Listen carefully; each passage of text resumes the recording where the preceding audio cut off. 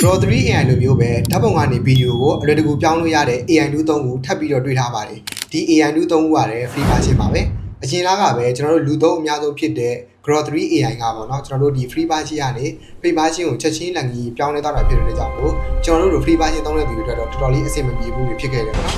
ဒီနေ့ဗီဒီယိုလေးမှာတော့ကျွန်တော်တို့အဆင်မပြေဘူးတွေဖြစ်နေတဲ့သူတွေတော့ပြီးတော့ဓာတ်ပုံကနေဗီဒီယိုကိုအလွယ်တကူပြောင်းလို့ရတဲ့ AI 2 3ခုအကြောင်းကိုထပ်ပြီးတော့ knowledge အနေနဲ့ share လုပ်ပေးသွားမှာဖြစ်ပါတယ်စိတ်ဝင်စားရဆိုတော့ဒီနေ့ video ကိုစောင့်ကြည့်သွားပြီเนาะပထမဆုံးအနေနဲ့ကျွန်တော်ကဒီပေါ့နော်မိတ်ဆွေတို့ရှင်းရှင်းလင်းလင်းမြင်တော့ကျွန်တော်ဒီ laptop နဲ့လုပ်ပြပေးမယ်ကိုကေးရနေပေါ့နော်ကျွန်တော်တို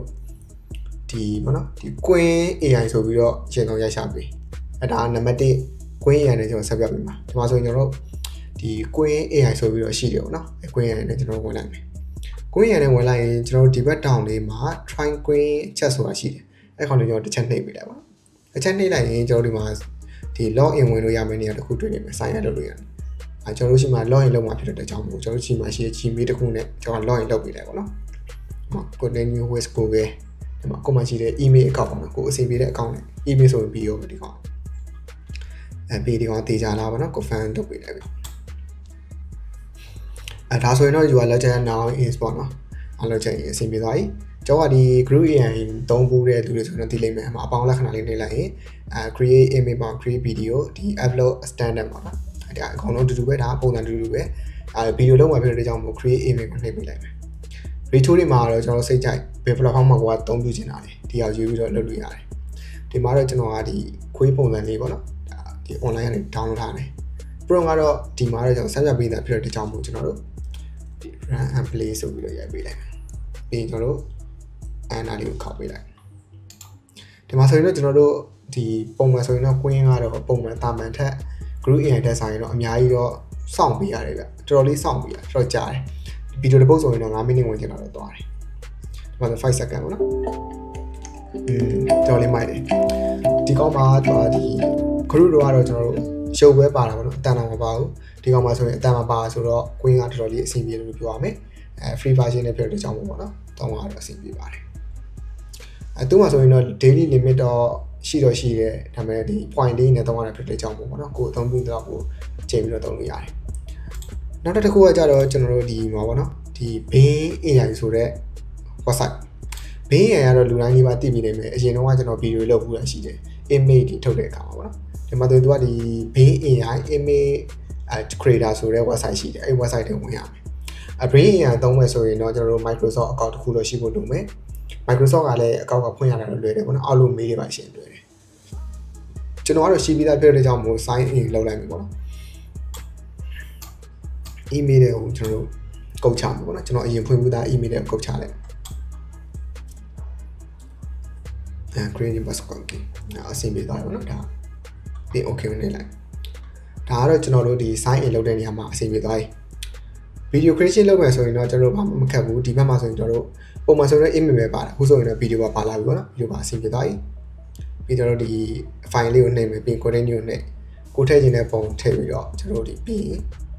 create ဆိုတာနှိပ်ရမယ်ပေါ့နော်ဒီမှာခုနပုံစံတိုင်းပဲ prompt ကတော့အဆင်ပြေလို့ထည့်လို့ရတယ် video မှာတော့ vertical လား horizontal လားပေါ့နော်ကျွန်တော်တို့စိတ်ကြိုက်ယူလို့ရတယ် duration မှာတော့သူကဒီ first ဆိုရင်တော့ time credit free ပေါ့နော်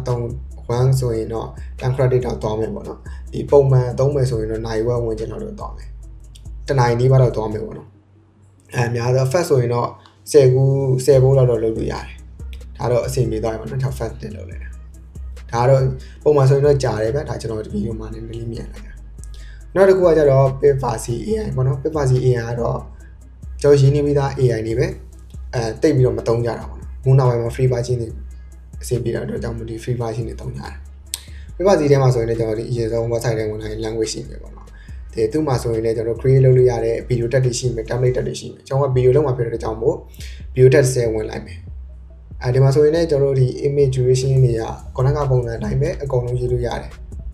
ပုံမှန်အတိုင်းပဲကျွန်တော်ကြိုက်တာကတော့ Queen နဲ့ဒီ Privacy တော့ကြိုက်တယ် Bing ကတော့ကျွန်တော်တိတ်မကြိုက်ဘူးဘာလို့ Bing ကတော့အချိန်တော့ပေးရတယ်ဒီ Pro နဲ့တေချာရေးမှာပေါ့နော်ဒီကောင်ဆိုရင်ကျွန်တော်တို့ဒီ100ဒီ credit ဖြည့်ရတဲ့ကြောင့်မို့ကိုစိတ်ကြိုက်ဗျအများကြီးသုံးလို့ရတယ်ဒီ video ပေါ့နော်ကို pro ရေးနိုင်တော့အဆင်ပြေဆိုထုတ်လို့ရတယ်ဒီမှာဆိုရင်ကျွန်တော်တို့ upload တင်လိုက်ပြီ upload တင်လာလဲရှိရပုံစံတိုင်းတွေကမကတ်ဘူးဒီကောင်တို့တစ်ချက်နှိပ်လိုက်ပြီးရင် confirm နှိပ်လိုက်ပြီးရင်ကျွန်တော်တို့ဒီ360ထားမှာလားဒါမှမဟုတ်940ထားလားကျွန်တော်တို့ဒီမှာ940ထားလိုက်မယ်920တို့1080တို့ဆိုရင်တော့စိန်လုံးလေးတွေဝယ်မှပဲရမှာเนาะဝယ်တော့မှရ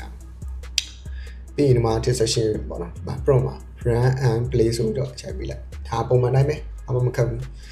pro ကတော့ကိုစိတ်ချရေးပြီးရဒီမှာဆိုရင်ကျွန်တော်တို့38 credit လောက်တော့သွားမယ်ပေါ့နော်38 credit လောက်သွားမယ်လို့သူကပြောတယ်ဒါကြောင့်မလို့ကျွန်တော်38 credit နေလိုက်မယ်ဒီ paper C new မှာဆိုရင်တော့ဒီထဲမှာအကုန်လုံး C1 C2 C5 and video 3တွေပါအကုန်ပါလာပါတော့ဒီ60 second တွေပါတော့ဒါကတော့ဒါနောက်ပိုင်းဝယ်သုံးတဲ့သူတွေတက်ဆိုရင်တော့အဆင်ပြေတယ်လို့ထင်တာလေကျွန်တော်လက်ရှိ free သုံးလာဆိုတော့ free ပဲနှိမ့်ချလိုက်တော့ဒီမှာတော့ကျွန်တော်နည်းနည်းမြန်လိုက်တယ်ဗျဒီအချိန်ကြာမှာဆိုလို့ပေါ့နော်ကျွန်တော်ကြိုက်တာကတော့ paper C နဲ့ queen တော့ကြိုက်တယ်အတန်လေးလည်းမစိုးqueen ကတော့အကြိုက်ဆုံးပဲqueen ကတော့တော်တော်လေးမိုက်တယ်ဗျလက်ရှိဒီဗီဒီယိုကြည့်နေတဲ့သူတွေရောလက်ရှိကိုသုံးနေတဲ့ free AI တွေမှာဒီသုံးခုတွေတစ်ခုပါလဲဆိုရင်တော့လက်ရှိကိုသုံးရတဲ့အခြေအနေပေါ်မူတည်ပြီးတော့ပေါ့နော်အကြောင်းအရာလေးတွေကိုလည်းတခြားသူတွေသိအောင်ဒီ comment အောက်မှာ share လုပ်ခဲ့ပေးလို့ရပါတယ်ဒါတော့ကျွန်တော်ရဲ့ AI Global YouTube channel ပေါ့နော်ဒီကလေးက subscribe လုပ်ရသေးဘူး knowledge ရတဲ့ပိုင်းလေးလေ့လာကြည့်နေဆိုရင်ဒီ setting ဒီ channel ထဲမှာဝင်ရောက်ပြီးတော့လေ့လာလို့ရပါတယ်ဒီနေ့ဗီဒီယိုလေးကတော့ဒီလောက်ပါပဲခင်ဗျာဒီနေ့ဗီဒီယိုလေးကိုကြိုက်နေတတ်တယ်ဆိုရင်တော့ like လေးလုပ်သွားပေးပါဒီနေ့ဗီဒီယိုလေးကိုကြည့်ပြီးတော့ကို like လုပ်ကြည့်တဲ့အခါမျိုးမှာလည်းအဆင်ပြေမပြေကိုလည်းဒီ comment အောက်မှာရေးခဲ့ပေးလို့ရပါတယ်ခင်ဗျနောက်ထပ်လည်းဒီလိုမျိုးနီးပညာနဲ့ပတ်သက်တဲ့ tips and tools လေးတွေကိုကျွန်တော် channel လေးတွေမှာအမြဲတမ်းမျှဝေတင်ဆက်ပေးနေလာဖြစ်လို့ဒီမျိုးနီးပညာနဲ့ပတ်သက်တဲ့အကြောင်းအရာလေးတွေကိုအမြဲတမ်းလေ့လာခြင်းနဲ့ဆိုရင်တော့ကျွန်တော် channel လေးတွေကို subscribe and follow လေးမလုပ်ရသေးရင် subscribe and follow လေးလုပ်ခဲ့ပြီးလို့လည်းတောင်းဆိုလိုက်ပါတယ်ခင်ဗျကျွန်တော်ကတော့နီးပညာနဲ့ပတ်သက်တာတွေကိုအမြဲမျှဝေတင်ဆက်ပေးနေတဲ့ AI Global Technology ပဲဖြစ်ပါတယ်